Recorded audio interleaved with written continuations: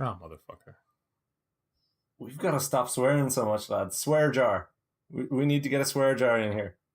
Actually, we should keep swear jars, and then we'll pool the money and we'll spend it at PAX. By the way, it's probably too late for me to order shirts, so I need you. I mean, I might be able to, but we need to figure that out. So we'll use the swear jar to buy PAX shirts. It's like $20 each. $20. Well, because if I only get 3, then it's like it's cheaper if you buy a lot more, but it's still going to be expensive. I don't mind spending $20 on a t-shirt to promote us. I'm out. Like with the podcast. Can I get one of my beautiful beard on a shirt? We should all have an icon. Steve will have a beard. I'll have a handsome man. Josh will have a douchebag. It's already falling through. Elliot and the douche. Yeah. What is that? Was that the league? Or no? Parks and Rec? Oh, yeah. Nick Kroll. Yeah. Yeah. Okay. His name sounds like his face.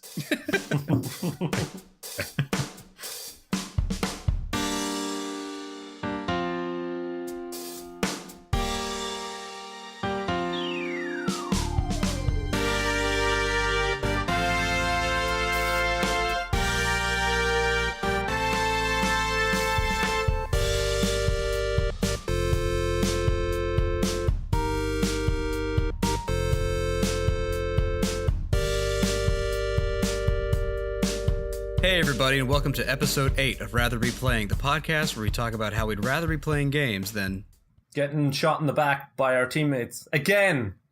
and again. Again. Last week it was you, Josh. I know, it happens. You just look like the bad guy, Stevo. You've got that evil look about me, all right. Yeah. The evil foreigner. Yeah. I'm Josh. I'm Elliot. And I'm Stevo. So the evil foreigner. The evil foreigner. So we've been bit by the PlayerUnknown's Battlegrounds bug. Myself probably more than the other two. I may be slightly addicted. Falling off the deep end here. However, I still managed to beat 2 of my 2 games this week, so that's more than can be said for the other 2 guys that weren't playing PlayerUnknown's Battlegrounds.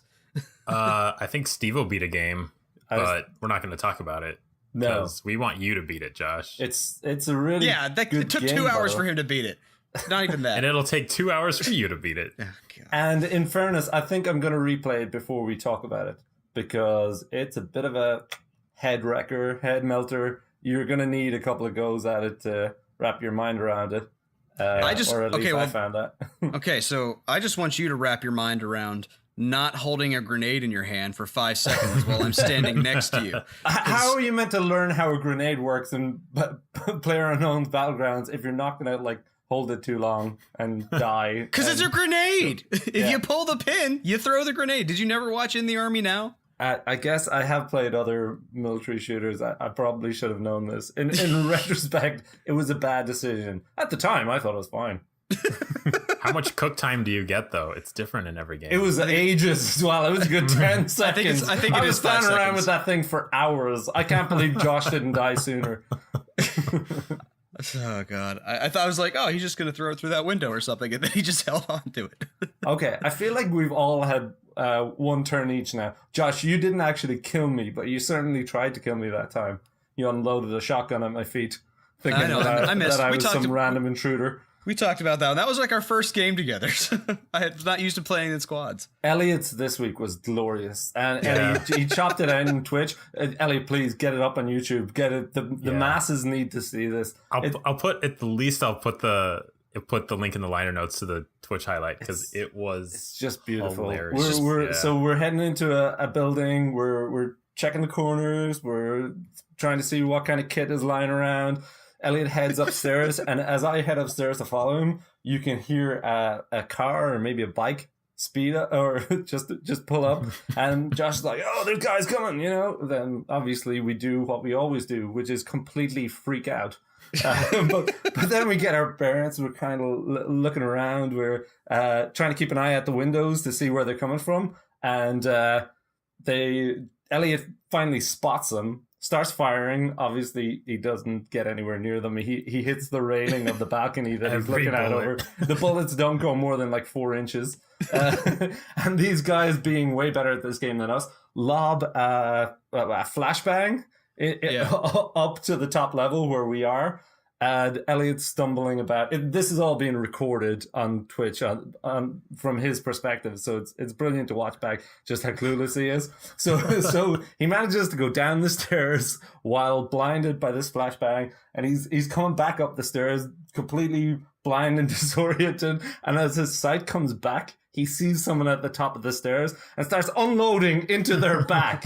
Who do you think that person was? Thankfully, I was already dead at this point. So Josh, then I saw the RBP Stevo at the top, and so the best part is, as Elliot does this, I go to turn around to see who's shooting, because I can't understand. I knew Elliot was down the stairs, so it didn't make any sense to me that I could be getting shot from back there. So I'm kind of looking at the windows, and when I finally realize I'm getting shot from behind, I swing around. But by then, Elliot has snuck up behind me, back up to the top level. So I'm assuming that an enemy has dodged back down the stairs. So I take out what I think is a flashbang and throw it, and it's not. It's Molotov. It explodes above our heads, and we're surrounded by fire, and everything's going crazy, and that's how we play PlayerUnknown. That's how we play. Long story short, it was a shit show. And Josh, you weren't there for it, so like your character was dead. Yeah, and you're the whole time you're just like, guys, you should have told me what direction, guys. I was so pissed because you're sitting there like they're shooting from the back of the house. I'm like, there's 2 doors. Which one's the back? We're fighting for our lives from each other. Yeah, while we're trying to kill each other, and you're just crying about how we let you die. And then finally we get our bearings, and we're like, okay, we've got to find these guys. And you're like, guys, you should go get my body. There's stuff there. I'm like, we're under siege here. Stop guys, talking. We're trying to hear footsteps. Guys, they had already started driving body. away. I had good stuff. You could have used it, and then you died. Of course we died. That part was inevitable. I'm just proud that we survived the battle against each other. It was close going for a while there. It was harrowing. If it makes you feel any better, I finally did get a chicken dinner, a first place finish. It doesn't. We hate you. Why are you good at this game? Solo without you guys. You said you got 1 or 2.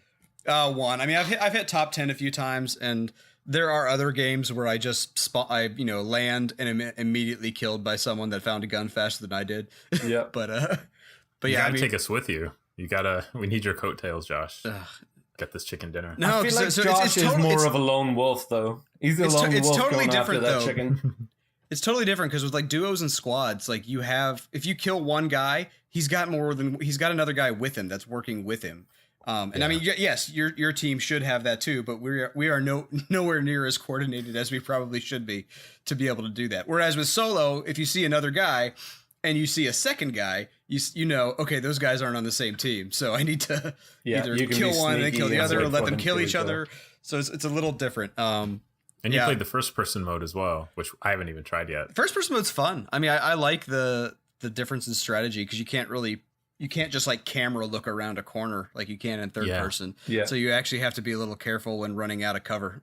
Mm-hmm. And I feel like people are more likely to cheese me with the third person action, you know, being able to look around corners, because I just don't know how the game works yet because we haven't played that much. But it's a lot of fun, and like I said in the last episode, I like that you can just, if you die, you can just spawn back into another match in less than a minute or so. Yeah. But it's a lot of fun. It's a lot of hectic panicking. It makes it easy to just keep going and going and going. Just one more. That match only lasted 30 seconds. Let's just do one more. Yeah.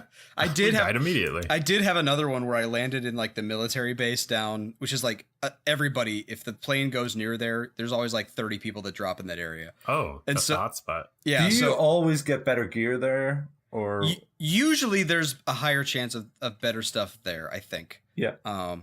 But like when I landed, there was like 3 of us in this one small building off to the side, and we all ran into this building at the same time. And the only thing any of us found, I found it. It was a frying pan. So I got 2 frying pan kills. Yeah. Then, holy man, you've got to start streaming this. I know. Yeah, I'm well, sure I, that gotta, would make for good. I tried streaming the other day, and I don't know what I got to figure out my stream settings because they're just crap. So I'm not really sure what's going on again. So do you think people go to the military base? Do you think the people that do that are just looking to get straight to the action? They don't like fucking around with, go from house to house and slowly level up. They just want to be like, let's just get in there and fight immediately. Like, is there? Well, they're probably better as well. They probably. Well, then I'm know sure they're that better there's and they're more stuff. confident. Well, but is there like I go back and forth on doing that, and also go into like, let's go to this way far out area here and slowly work our way to the action. Because like in some games, I'm like, well, if I land at the military base or something, an area like that that's pretty populated, there's usually good gear, but there's also a million people. So the thing is yes, you kind of speed up the process of getting the gear, but you also speed up the process of, well, if I die in like, a minute and can just restart again. Whereas if I go far away, I'm like, okay, well, I'm not going to die for 20 minutes. I can slowly get my stuff up, but then I kind of feel a little deflated then when I kind of make it to the end and I could just get sniped out of nowhere, Yeah, So that's a good point. I feel like that's avoiding the conflict is the way a lot of my games go. So maybe in order to learn a little bit better, I need to go to the highly populated areas and take on a few people, get a few kills. Learn how to panic better. I did learn you can snipe with the shotgun, which is nuts. What? How? Like do you have to get an attachment? Like well, if you get a shotgun choke, it like reduces the spread. There's still no zoom, but like I've been hit and I've seen other people hit others with shotguns from much further out than they should have been able to. So it's they're apparently not as bad as I think they are. So I might have to give those a shot soon. Dang. Yeah, I think most of my kills have been with the shotgun. Well, yeah, those are like close quarters, running into a building. Yeah, whenever I run into a building, I've got the shotgun equipped. Whenever I'm running across the field, I've got an AR or a Uzi or something. Yeah. But I don't look for better things. I don't look for sights and attachments. I just tell myself I'm armed, and what's going to happen if I come into contact with someone is I'm going to be too frazzled to think about what to do or to use anything or to properly aim and shoot. It's going to be a brawl. It's going to be a scuffle, and I'm going to be lucky to get away alive. So I'm just like, I've got a sidearm, I've got a automatic rifle, and I'm just going to go now. Well, so a lot of the times, like my biggest problem is like in the early part of the match when I land somewhere, no one else is around me. I go, if I'm doing that method, no one else is around me, and I start grabbing everything that's not nailed down. And then like, while I was coming down, I didn't see anybody else somewhat nearby. So I'll run over to the next like little, I don't know, house area or something that's close-ish. And I'll be like, well, I didn't see anybody come down. Let me just run in here. And then I'm dead. Like someone had come and walked that whole way. So I need to get a little bit more patient in the early game to maybe survive a little bit better. But every now and again, I do manage to sneak up on someone that doesn't realize I'm there and pick them out from the window or something. Josh, do you have certain weapons that you're constantly looking for? Like, for example, will you avoid conflict until you have a shotgun for close quarters, or until you have like a rifle with a zoom? I prefer the assault rifle, and I prefer to at least have a red dot sight on there. I mean, the iron sights are not very great. I don't like using them. So at least an assault rifle with a sight. I've gotten kills with pistols before, and I like the revolver, even though it takes forever to reload, but it's does a lot of damage. So it's I don't really necessarily avoid stuff so much as if I come across someone, if I have something, if I at least have, something other than a shotgun, something other than a pistol, then maybe I'll engage. But I need to have a little something. Have either of you watched any YouTube clips or how to get better at it, or like I'm trying to think of tactics and how to improve, and one of the ones that's just coming into my head right now is because we were just watching the video of flashbangs and molotovs and stuff going off, was to try and pick up flashbangs and using them to smoke people out, to blind them and get kills that way. Because I feel like if it just comes down to targeting and who's better at FPS games, I'm going to lose out on most one-on-ones with anyone that I come across in this world, because I'm just not that good at them. I mean, I've watched a couple of videos just out of boredom where I was just like, if you're really far away and you're sniping, you need to lead with the shot. like because you could see the bullet actually travel, and so you want to, if you see someone sprinting across, you want to shoot to the in front of them, and maybe a little higher depending on how far they are. And I mean, it's maybe not a perfect shot thing. I still don't really like I'm not that great with the sniper rifle just yet, just because it loads so slowly. But other than that, there's some interesting physics that go on in the game. Not necessarily bad physics, just that I have to take that into account. Crap. Yep. But I mean, yeah, I'll try and get better. See if I can get another chicken dinner someday. But take us with you. Yeah. I want one too. No, Ellie, you know what we need to do? We need to start playing duo without that man and make it our business to get one together before he has either a duo or a squad to win. There you go. Yeah. I'll take that challenge. I like the idea of diving into where everyone else is and just seeing how we do. Eventually surviving the initial scuffle and then being stronger for it. Yeah. It's a different tactic, but sometimes it works. In the meantime, though, I finally, when I wasn't playing PlayerUnknowns, I did finally go ahead and finish Breath of the Wild. Oh yeah, Breath of the Wild, the greatest game ever made. Yeah, no big deal. It's a good game. Oh come on! How can you just say it's a good game? Come on, explain yourself. So I had fun, but I had fun, but I didn't like it. No, I liked it. I'm not saying it's a bad game. I said it's a good game.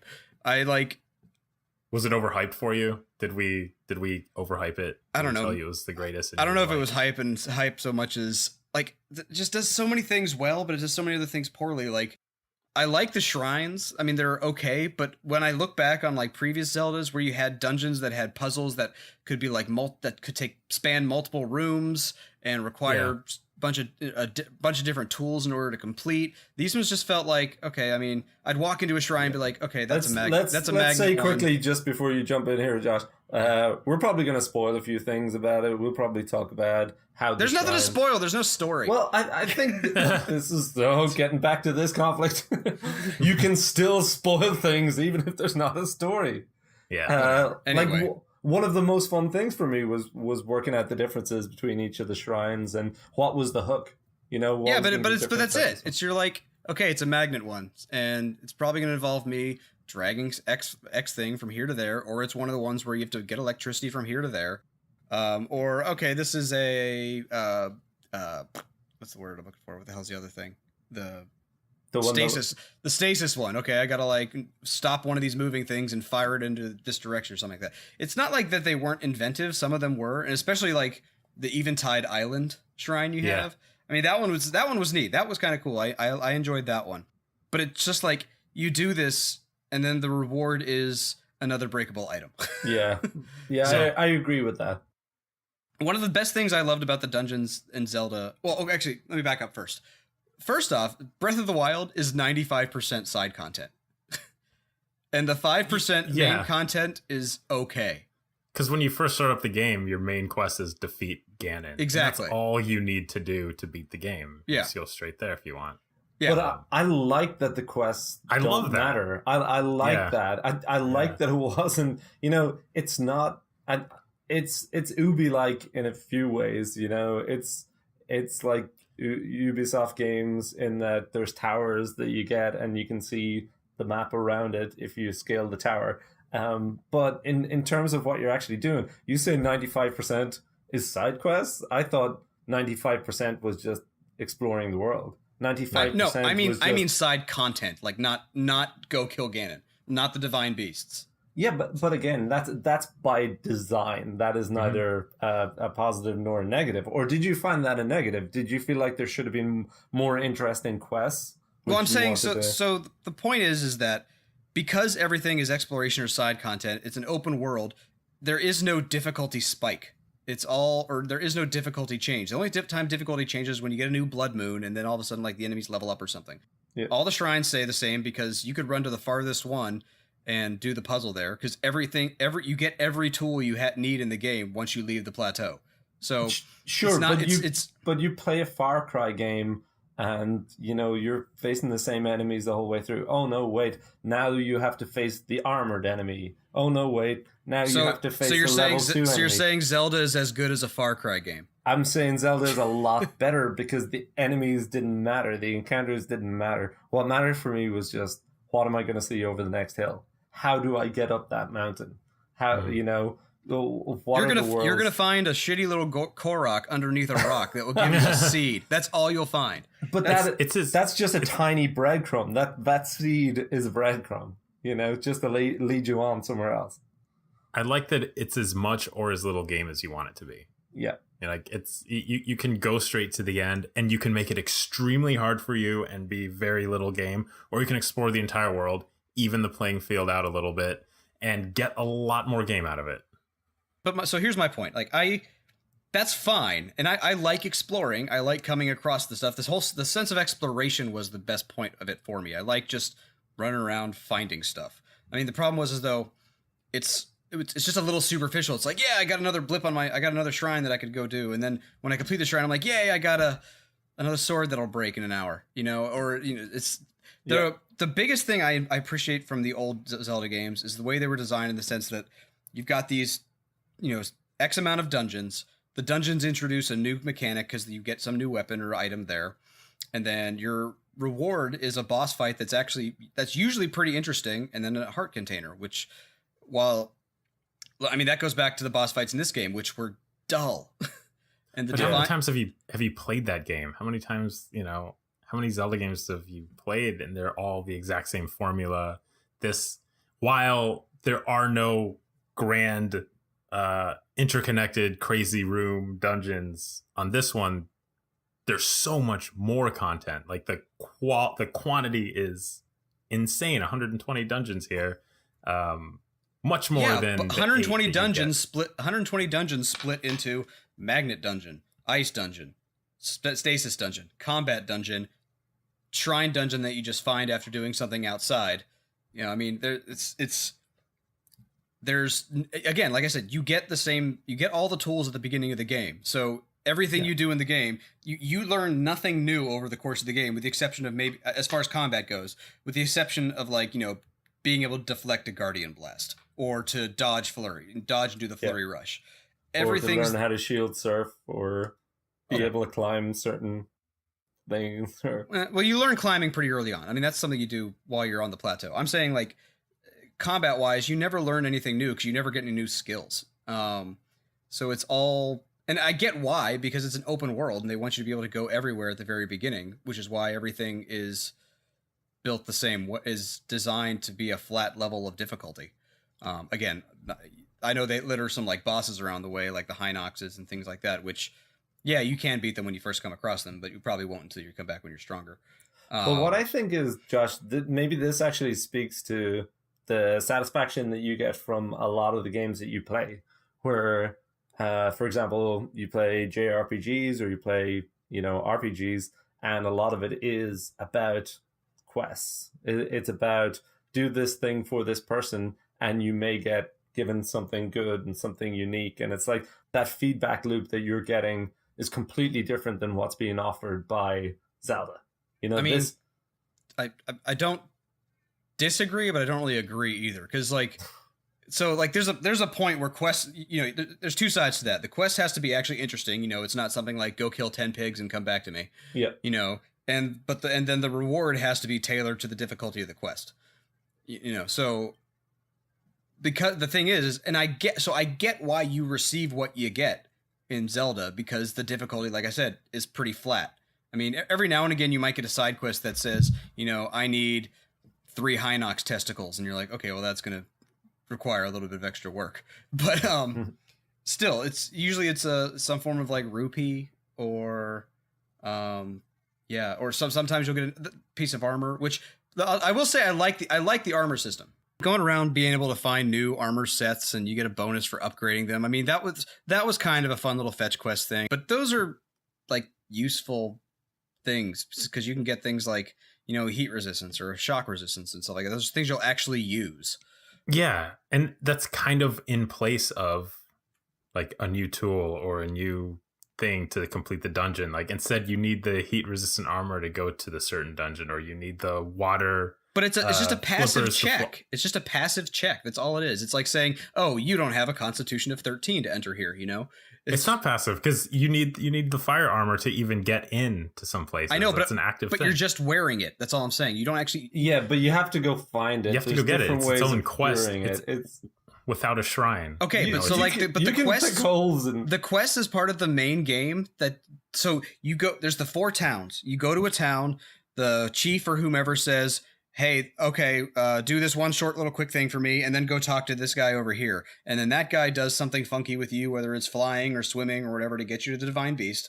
And then you land in the Divine Beast. You're skipping over all of these things. Yeah. No, I'm not. Skipping over all of the good parts. You're saying, oh, and you just do this, and you just do this, and you just do this. And then you're shitting upon the things that we all know aren't that great in the game. No, it's like to get to the Goron place. You show up and they're like, okay, well, I need this one thing to make a potion. Okay, well, it's a fetch quest. All right, fetch quest, go get the potion. Okay, again, it's not a tool. There's no, like, strategy involved with using it. It's I am equipping this one thing that automatically makes me fireproof or something, or automatically makes me cold. I don't have to do it. For that one place that you were going to. But, like, the flip side of that is while you're on the plateau, and the plateau is basically the tutorial area of the game. It's the first I don't know, you could have taken up to 5 or 6 hours if you really wanted to, but you basically learn everything on the plateau. Yeah. And one of the places you have to go to is really cold. It's up in the mountains, and you work out when you start heading up that way that you're too cold and you're going to die.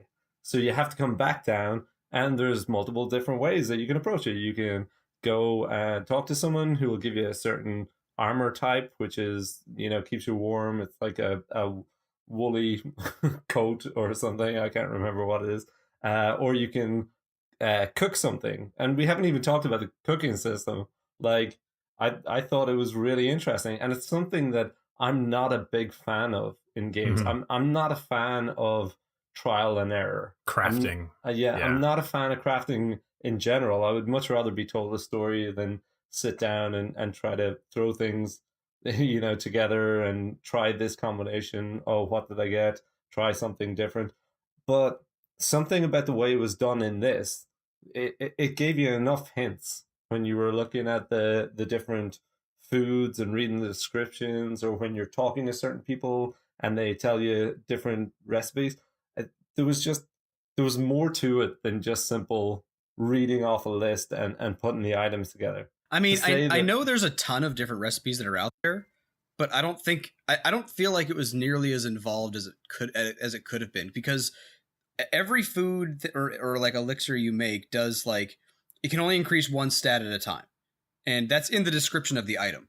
And depending on how many of those different kinds of items you use, at least from what I know, so like if I did the mighty thistle, mighty porgy, the razor shroom, and whatever the hell there's another item that increases your attack power. You do 4 of those plus a meat. You put all that together, you get like the 3x attack boost, and for like 5 minutes or whatever, and a little bit of a heart bonus. And like, that's all I needed to know. I did that one, and then also like cooking the 5 durians or whatever. That was the best fruit I could find, which gives you like 20 temporary hearts at the beginning of the game. I mean, by the time I finished, I had 21 regular hearts, but still, it's just, I don't know.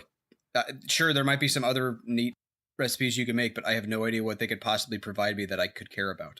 Yeah, but that was all that you needed to work out.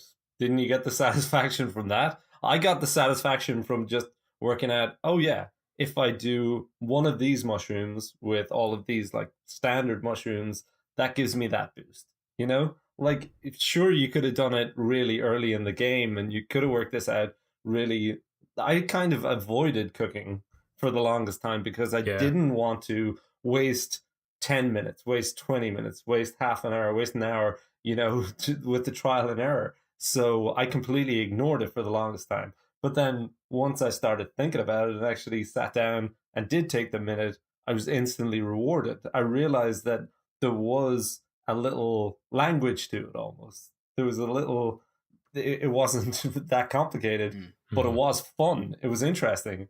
And when you felt like you had worked it out, and then you managed to craft something slightly better, it was like, oh yeah, that worked. I had a little theory, and I got paid off for it. I mean, that was kind of my thing, though. It wasn't complicated. I mean, I remember like before right when the game came out, people were like bitching about cooking and how it's all trial and error and all that. And once I collected a bunch of different things, I mean, obviously, yes, if you don't know what the item is before you go find it, I mean, you have to pick one up and you're like, oh, that does this, But like once I had collected a bunch of different items, I was just like, well, I know I can only have one boost, so that cancels out a million different recipes.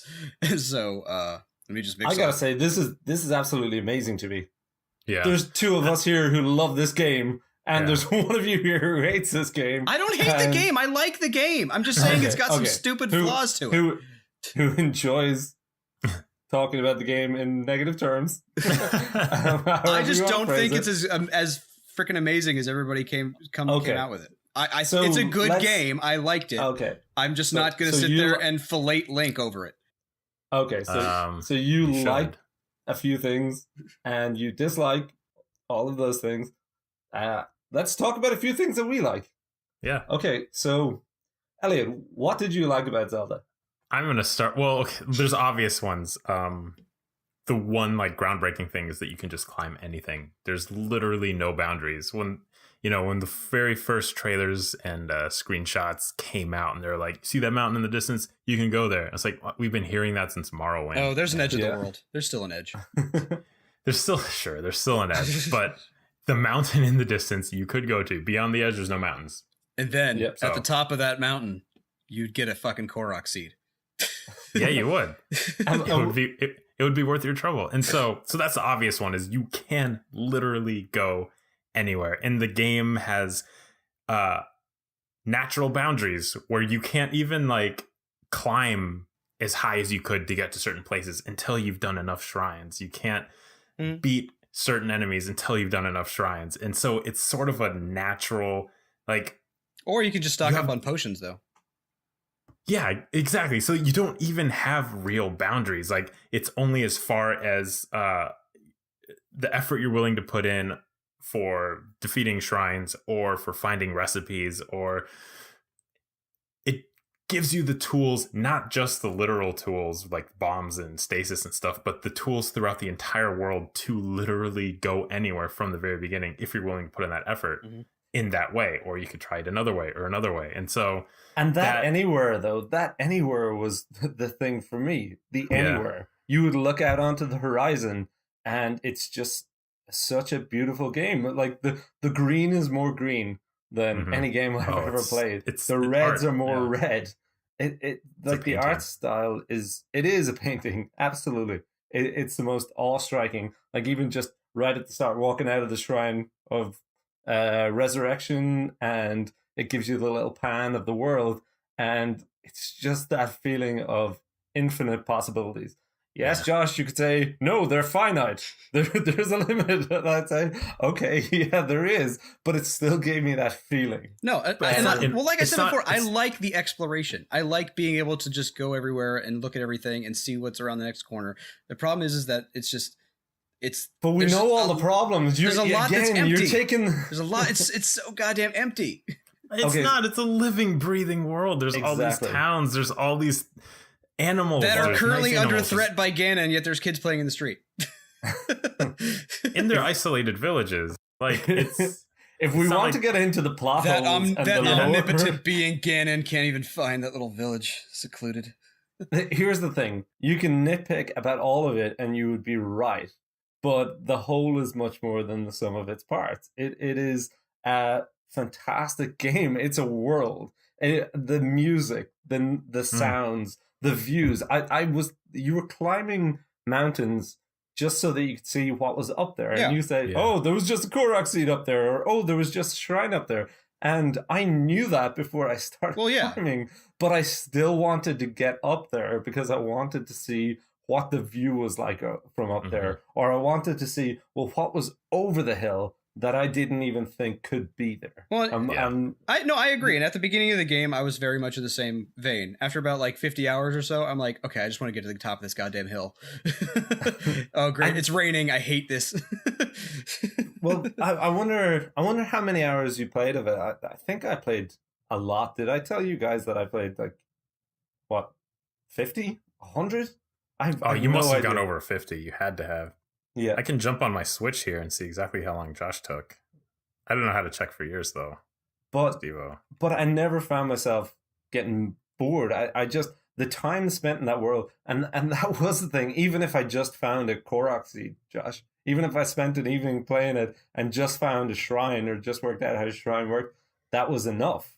Josh, you only played 65 hours. Oh, okay. You barely scratched the surface. What the hell? Yeah. But if he got bored, he got bored. No, I didn't get not... bored. You told me to beat the damn thing so we could talk about it. So I was like, fine, I'll rush to Ganon and kill him. So yeah, I mean, I probably beat it at around 65 or 70 hours, but I'm at 85 now because I can't stop. There's just so much more to the world than just beating Ganon. And it's so relaxing. Well, I know it's a relaxing game. It's just really. There's these two. I've got this cognitive dissonance where I like the exploration. I like the thrill of going, ooh, a new shrine or something like that. I like doing that and finding those things. But in the back of my head, I'm going, it's just going to be another stick. You know, it's just so I fight those two thoughts constantly, and I totally understand your viewpoint. I'm not really trying to downplay it. I get that, and I do enjoy that on one level. It's just on the other hand, I'm sitting there going, once I'm done with the shrine, I'm like, all right, I finished that shrine.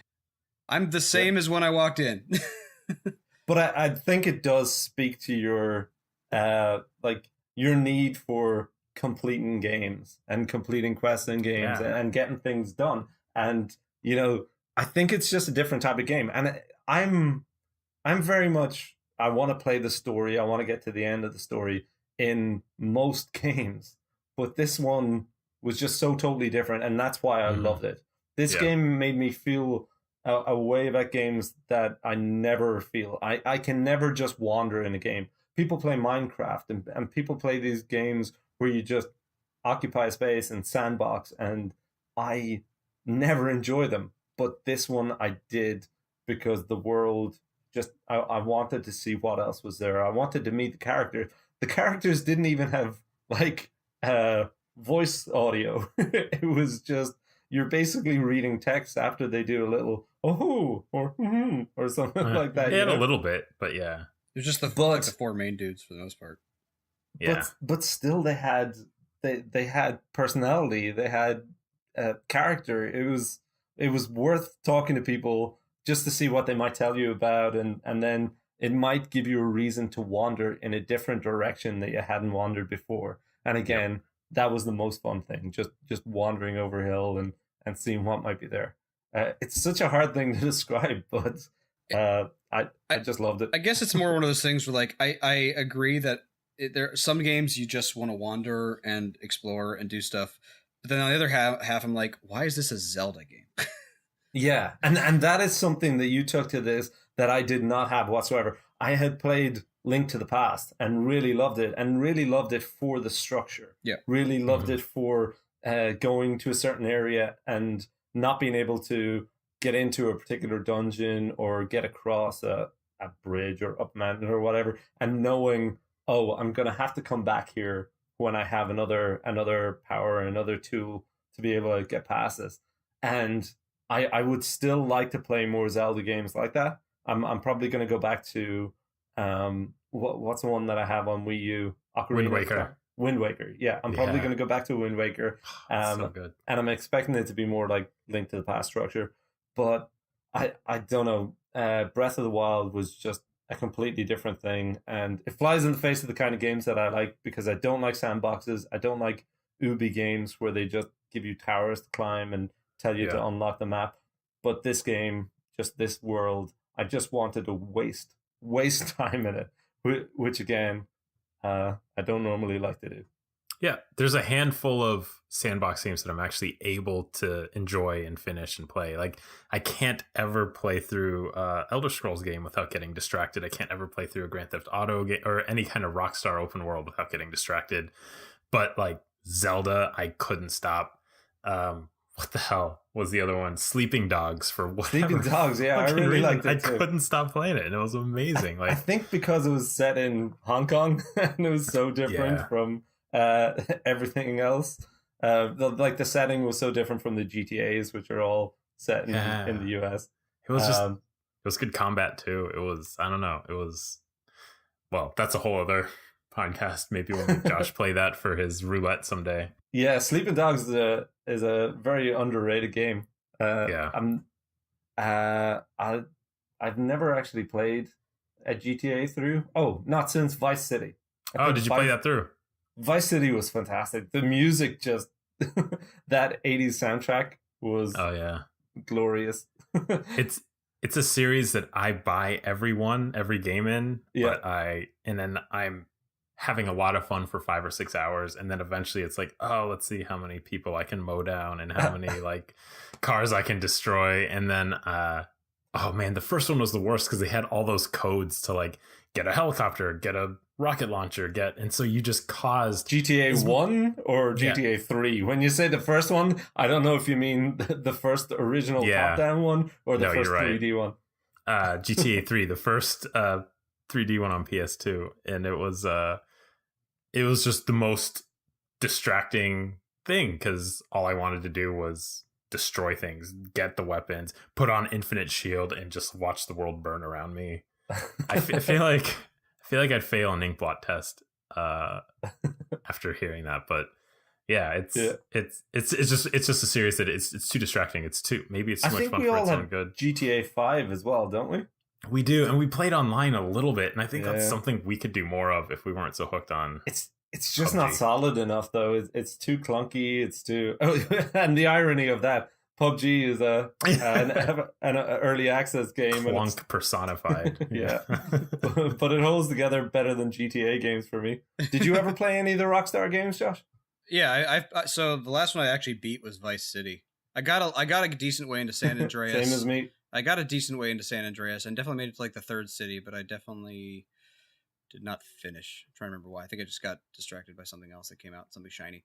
I played a little bit of GTA 4, but it just got, I don't know. I wasn't having as much fun as I was with the other ones. And GTA 5, I started it, but it just came out at a bad time when there was a bunch of other shit I wanted to play. Yeah. Finishing up on Breath of the Wild, though, it has ruined me for the rest of my life. If you were noticing my Twitter at all, I was traveling in Ireland doing the Ring of Kerry, which, by the way, if you ever go to Ireland, do the Ring of Kerry. It's beautiful. It's gorgeous. It's like some kind of tropical paradise. You wouldn't believe it was in Ireland whatsoever. I saw those pictures. Until it rains. And but when the sun's out, it's amazing. But all that I could think was Zelda. This just reminds me of Zelda. So much green, so many things to climb on. I was just Zelda's ruined my life. But on the flight over there and back, I played a little bit of Persona 4 Golden. A game which, Josh, I know you are crazy about, and Elliot, I'm pretty sure you have played about 10 minutes of and haven't got much further. Game which I'm sure Stevo started playing about a year ago. I played it longer than that. Bathhouse. Yeah. To the bathhouse? Yeah, that's pretty early. How many years have I been playing it? 2, maybe 3? At least 1.5. Yeah, I only pick it up now and then. If I'm like babysitting my little nephew and niece, I'll bring the Vita with me, and when they fall asleep, I'll maybe play a couple hours of it. But note to everyone, Stevo owns Persona 5. I do own Persona 5, and I can't imagine even starting it. I can't imagine. It's frightening to me. It genuinely is. I still want to play 3 before I get to 4, before I get to 5. Don't even tell yourself. Don't even tell yourself you'll do that. It's like 400,000 hours of gaming right there. But Josh, what I was going to ask you is, like, do you enjoy Persona 4 more than Breath of the Wild, where everything is so structured and everything is just a task to do? Now you get little payoffs by way of story pieces, and it's all about building up relationships, and a lot of the quests are just talking to your friends, but like that kind of instant feedback of do this thing, get rewarded. I have trouble comparing open world games to non-open world games just because they're so different in how you tackle everything. Like Persona 4 is a very, very rigid story. I mean, yes, the story itself is rigid. You have a little bit of leeway in your timing in tackling the story, but it's, very much you're on this timeline. Once you complete this dungeon, the story will progress in X way. Now you could choose how to do social links or all that other stuff, and try and min max and do everything under the sun to make your personas as powerful as possible. But you're still on rails as far as the story is concerned. Whereas with Breath of the Wild has like the most minimal story ever. It's kill Ganon because you're Link, and good enough for me. And so you're thrust into this open world where you can go in any direction and technically just go to the end boss at the end, like once you're off the plateau, as soon as 30 minutes, an hour into the game if you do it quick enough. So it's two separate things. I enjoy both kinds of games. I don't know. I don't really know how to put it. But for me, like a Far Cry or an Assassin's Creed is closer to Persona than it is to Breath of the Wild, because everything is just check a box, do the same thing. Like it's like there's no such thing as a true open world game. All of these things just repeat the same kind of quests over and over and over again. Yeah, that's what Breath of the Wild. That's what made Breath of the Wild different. What? It was because you basically weren't doing the quests. You were just wandering and being in the world and seeing what was over the next hill. There's still an end game, and there's still a point at the end, which is to kill Ganon. Now, what you do in between A and B is up to, from the beginning until you kill Ganon is up for discussion. Like, but you're still doing generally the same things. Either you're just exploring for the hell of it and not really doing anything else, or okay, I got a shrine. Now I got 4 shrines. Now I'm gonna go level up my health container. Now you could do what I'm trying to get at is wandering. That was the only quest.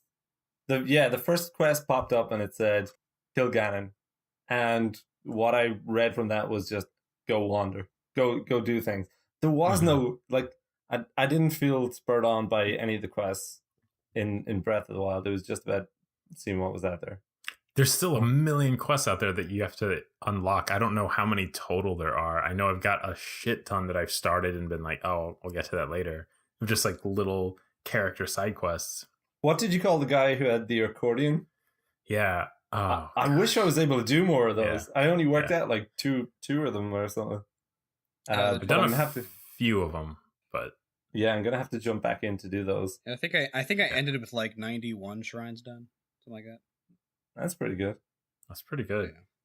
Yeah. But Persona 4. Yep. Will I ever finish it? I don't know. Will you? Find out next time. You asked me where if you could finish it in a day the other day when. Oh no, I didn't ask you. And then told me where you were in the game, and I was like, not a chance. Yeah. No. I think you misunderstood that question. I said, do you think I'll ever beat it one day? I did not say, do you think I will beat it in one day? Yeah, that's what I thought you said. I took it the way Josh did, yeah. I need to read back. Let me see. Let me quote you.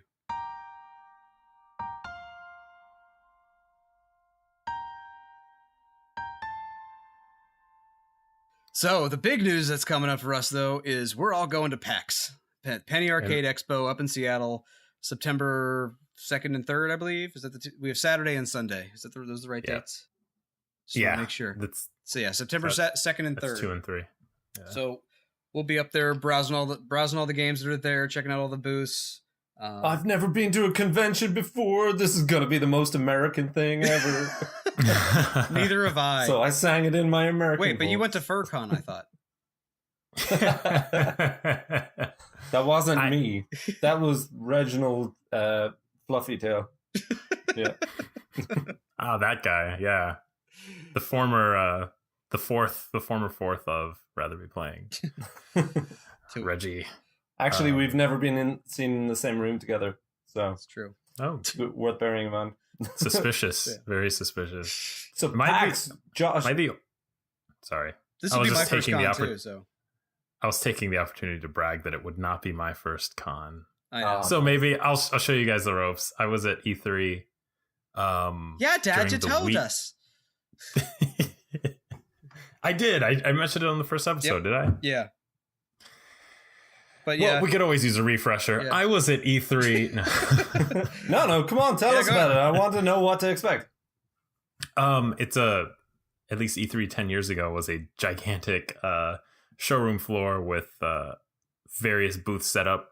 You go and talk to well, I was a member of the media, so I went and talked to. I don't know if we'll be allowed to. Say E3 was random press only podcast. before. Yeah, so that was when I got in. Actually, only the first couple days were press only, and then they opened it up to like people who paid high prices for tickets on the last day.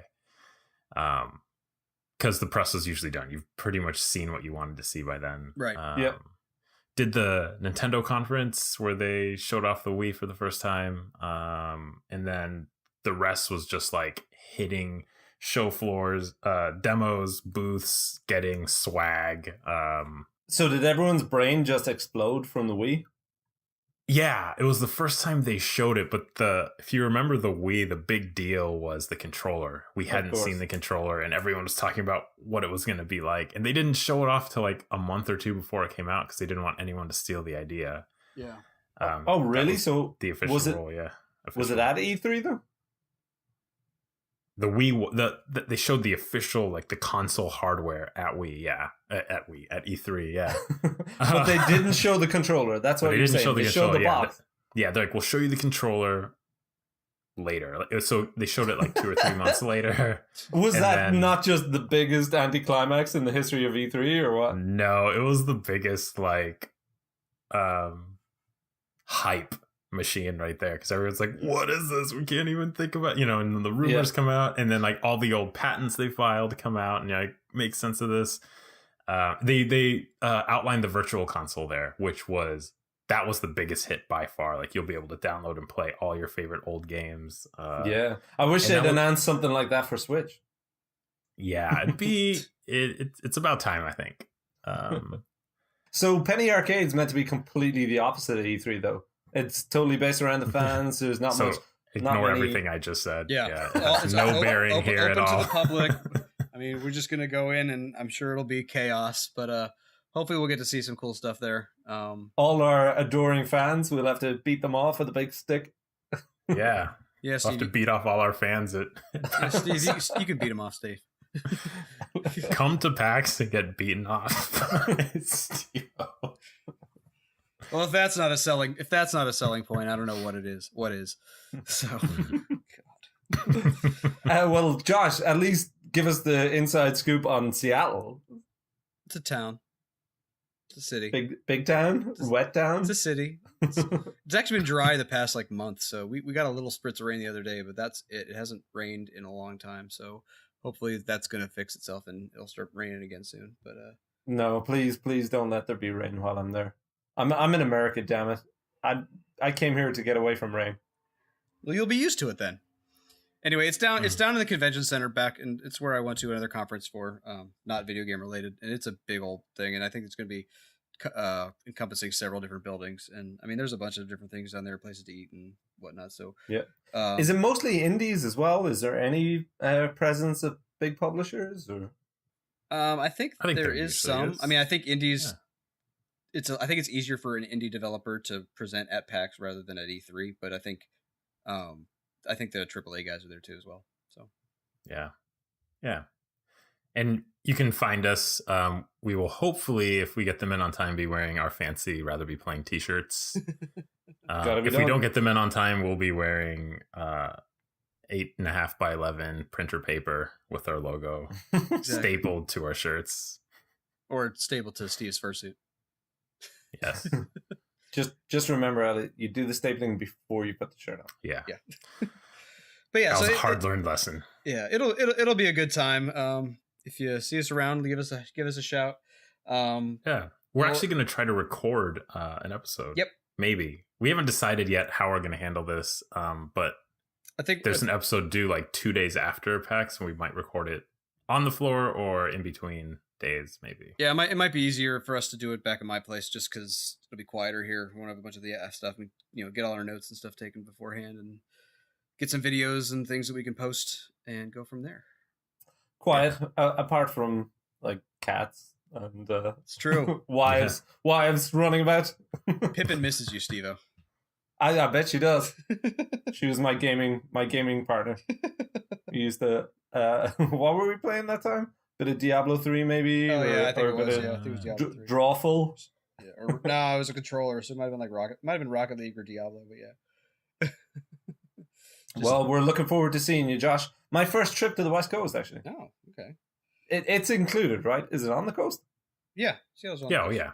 Sorry, just displaying my American ignorance, sir. Yeah, it'll be a good time. All right. Don't sound so convinced, Josh. Yeah, Sorry, it'll be a good time, guys. Yeah. It'll be a good Sorry, time. Obviously, can't for wait. most of it. I'm in a rush I'm right actually now, so looking I'm trying to forward close this up. Sorry. I have wifely business that she needs me to go attend. All right, I think we'll wrap this up since Josh clearly is trying to get someplace else much better than the Rather Be Playing podcast. So in the meantime, you can please check us out at our website, ratherbecast.com. Follow us on Twitter at RBPcast. And we also have our own at RBP Josh, at RBP Elliot, at RBP Stevo.